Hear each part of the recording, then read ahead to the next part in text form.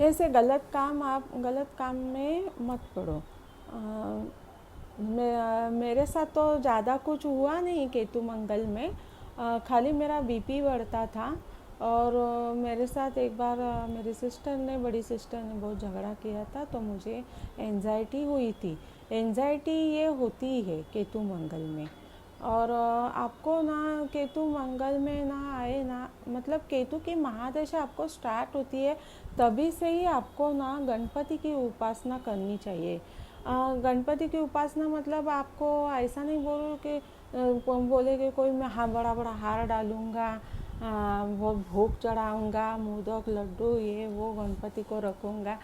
इतना भी चक्कर में मत पड़ो। और केतु पेशेंट कि भगवान पर की आस्था उड़ जाती है, तो वो करेगा भी नहीं इतना सब कुछ।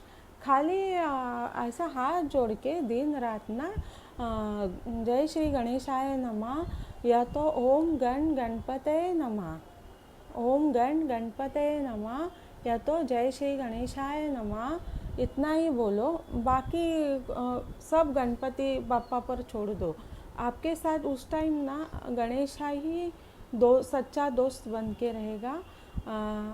आपको गणेशा ही बचाएगा। और स्ट्रीट डॉग को आप खाना खिलाओ, ऐसे नहीं बोल रहे हो कि अच्छा अच्छा ये करो। सिंपल खाना खिलाओ, बिस्कुट भी खिलाए तो भी चलेगा। और गाय को चारा वगैरह खिलाओ। और मैंने तो कुछ अंगूठी गले में वगैरह कुछ नहीं पहना था केतु महादशा में। मंगल में भी मैं मांगलिक लड़की हूँ, मैं मांगलिक हूँ, खुद मांगलिक हूँ। लेकिन मैंने कुछ इस दशा में कुछ भी पहना नहीं था। मेरा खाली गले में मंगलसूत्र था। और इस दशा में तो कुछ बंद ठटके रहने की यही नहीं, कंडीशन ही नहीं रहती। मैं तो कुछ नहीं पहनती थी, कान में नहीं, गले में नहीं, कुछ नहीं, ऐसे ही रहती थी। फिर और हाँ, ऐसे बोलते हैं कि केतु में मंगल की अंतर्दशा आती है, तब मोस्टली ना आप सोने का पहनो कान में सोने का पहनने से ऐसे बोलते हैं कि केतु का थोड़ा असर कम होता है कान में पहनी तो। या तो गले में सोने की चेन पहनो। लेडीज़ हो तो लेडीज़ को ना पाँव में चांदी की पायल पहनो। मुझे तो पायल बहुत अच्छी लगती है। मेरे पास तो बहुत सारी पायल है, अच्छी अच्छी डिज़ाइन की, बहुत बड़े बड़े पायल भी हैं। तो मुझे पायल पहनने का शौक़ है। मैं रहती हूँ बॉयज़ लुक में, लेकिन कभी कभी मैं पायल पहनती हूँ, मुझे बहुत शौक़ है पायल पहनने का। तो लेडीज़ को मैं बोलती हूँ कि चांदी की पायल पहनो ये केतु महादशा ख़त्म होने तक, और कान में कुछ सोने का पहनो। लेकिन मैं आपको बोल रही हूँ कि कान में सोने का पहनो, लेकिन मैंने तो केतु महादशा में कभी कान का सोने का पहना नहीं। अभी भी कान में कुछ नहीं है मेरे। मैं पहनने को अपनी पहनने की ऐसी कंडीशन ही नहीं रहेगी, हम सादे सिंपल रहेंगे केतु महादशा में। और मैं क्या बोलती हूँ, केतु महादशा में ना आप आओगे ना, केतु पेशेंट होगे, तो आपके कपड़े तो बॉडी पर के फटेंगे ही, कितने भी अच्छे कपड़े पहनो लेकिन कुछ तो दाग लगेगा या तो फटेंगे आपके कपड़े, किसी ना किसी कारण से फटेंगे। तो फटेला कपड़ा मत पहनो, अच्छे कपड़े पहनो। जो भी आपके पास है वो अच्छे कपड़े पहनो। आपका वेट बढ़ेगा केतु महादशा में, तो थोड़े लूज़ कॉटन के कपड़े पहनो। तो क्या है, आप ये टेम्प्रेरी है, 7-8 साल के लिए है। तो कपड़े भी आप क्या ज़्यादा कॉस्टली भी मत ले लो, क्योंकि आपका वेट कम ज़्यादा होते ही रहेगा और कपड़े फटते रहेंगे या तो दाग लगेगा, कुछ भी हो सकता है आपके कपड़े में। तो ज़्यादा कॉस्टली कपड़े भी मत ले लो पहनने के लिए, सिंपल अच्छे कपड़े ले लो और ठीक ठाक रह लो। मैसी मत रहना। आपके बॉडी को ना एक ऐसी गंदी स्मेल आएगी उस दशा में, मतलब पूरे केतु महादशा 7-8 साल आपके बॉडी में ना ऐसी गंदी स्मेल आएगी। आपको स्किन डिजीज़ हो गए,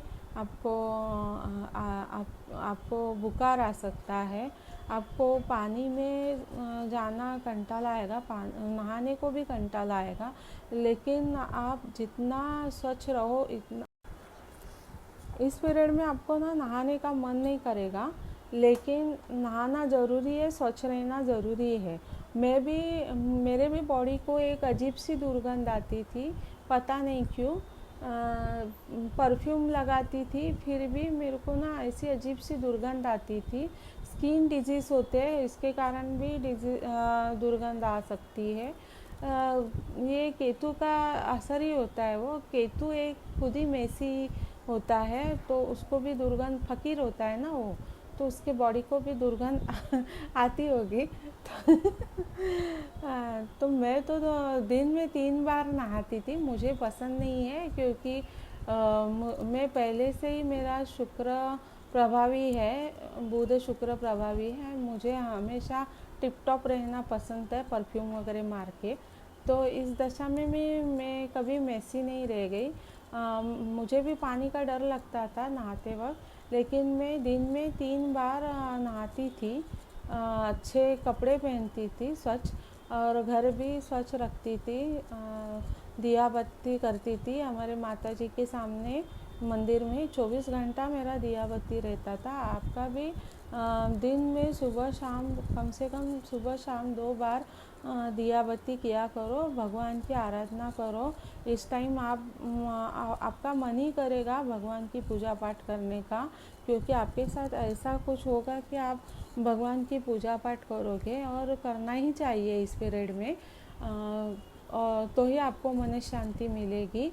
और हनुमान जी की उपासना करो, गणेशा की और हनुमान जी की उपासना करो। हनुमान जी के मंदिर में जाओ, तेल पत्ता चढ़ाओ, और किसी एस्ट्रोलॉजर के पास जाके, या तो कि मैं एस्ट्रोलॉजर के पेट पे नहीं लात मार रही हूँ, लेकिन मैं आपको बता रही हूँ कि एस्ट्रोलॉजर के पास जाके अपना पैसा बर्बाद और वक्त बर्बाद मत करो। या किसी पंडित के पास जाके, या तो किसी बाबा, जादूगर बाबा के पास जाके अपना टाइम वेस्ट मत करो, पैसा वेस्ट मत करो। क्योंकि आपके लाइफ में जो होना है वो होने वाला ही है, उसको कोई तार नहीं सकता। आप बोलेंगे मैं ये अंगूठी पहनूंगा, केतु में रेमेडीज़ क्या है, मैं ये अंगूठी पहनता हूँ। आप मुझे भी पूछ सकते हैं कि मैडम केतु में रेमेडीज़ कुछ है क्या। केतु में कोई रेमेडीज़ नहीं है। अपने लाइफ में जो होना है वो होगा ही, उसे कोई तार नहीं सकता है। और मेरे हस्बैंड तो पत्रिका भी नहीं देखते। मुझे जब से केतु की महादशा लगी तब से मैं पत्रिका में, एस्ट्रोलॉजी में इंटरेस्ट लेने लगी। नहीं तो मेरे हस्बैंड तो एस्ट्रोलॉजी में भी ध्यान नहीं देते। वो तो सीधा बोलते हैं कि अपने लाइफ में जो होने वाला है, स्टोरी जो आपके आपके अपने लाइफ की है वो होने ही वाली है, उसे कोई चेंज नहीं कर सकता है।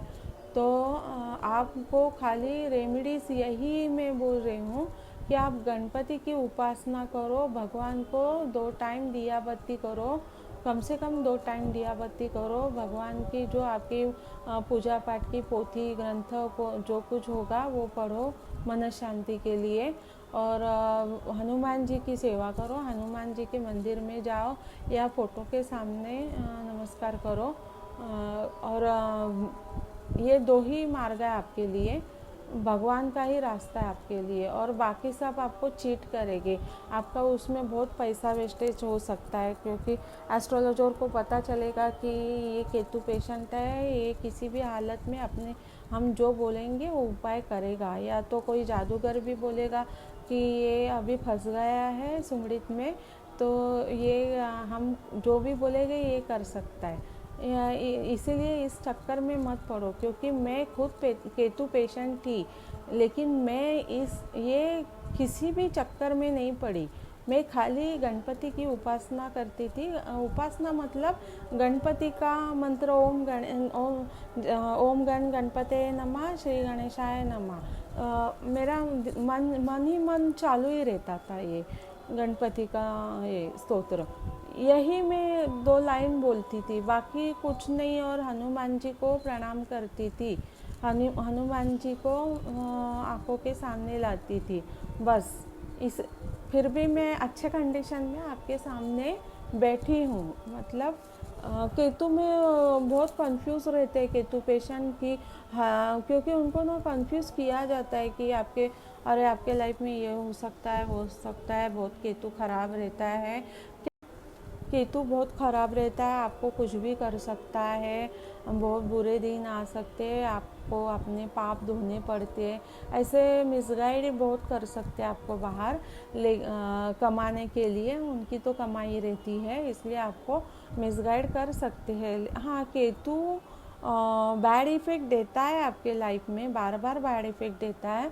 वो जब तक आपके लाइफ में 8 साल, तब तक आपको बैड इफ़ेक्ट देगा ही, आपको परेशान करेगा ही।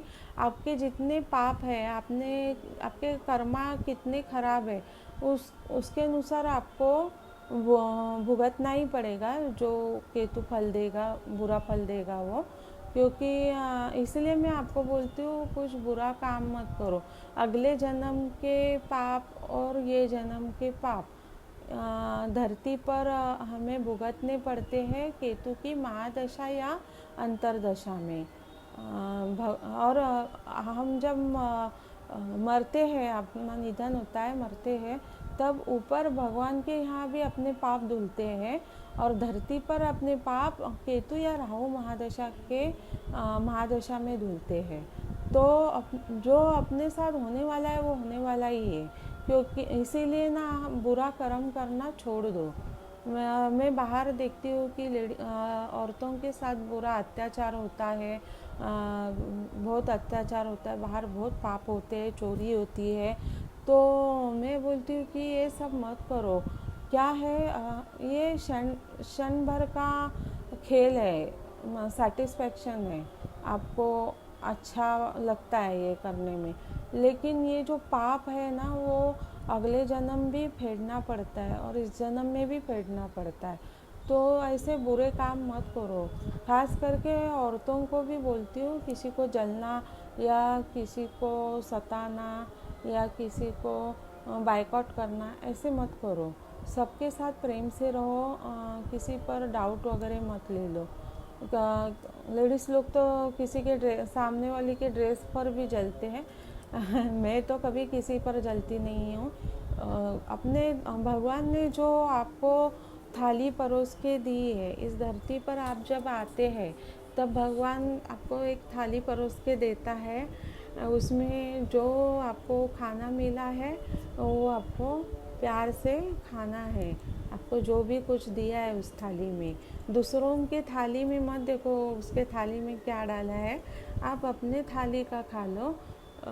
अपने थाली में जो सूखी रोटी होगी ना, वो भी आप प्यार से खाओगे ना, तो सामने वाला देखेगा, अरे ये सूखी रोटी भी कितने प्यार से खा रहा है। उसी का जीवन सुखी होता है। जो अपने को मिला है उसमें ही सुख ढूंढना स्टार्ट करो। दूसरों के सुख में ज़्यादा ध्यान मत रखो, क्योंकि ना सबका जीवन अलग अलग टाइप का रहता है।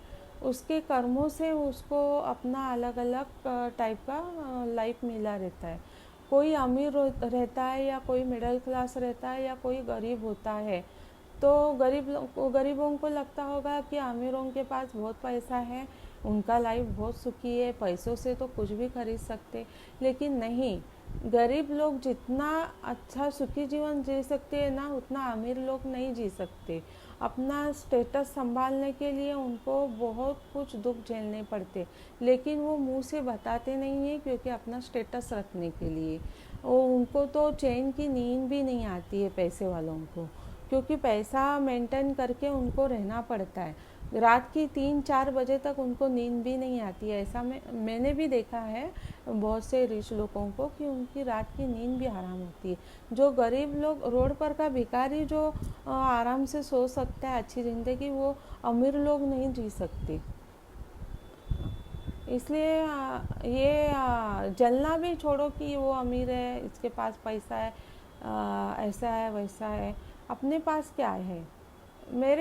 हमारे सोसाइटी में भी बहुत एक से एक अमीर है, लेकिन मैं मेरे घर में सुख से रहती हूँ। मुझे जो मिला है उसमें सुख से रहती हूँ, जो मिला है उसमें ही सुख ढूंढती हूँ और हैप्पी रहती हूँ। यही एक सुखी जीवन का रास्ता है आपके लिए।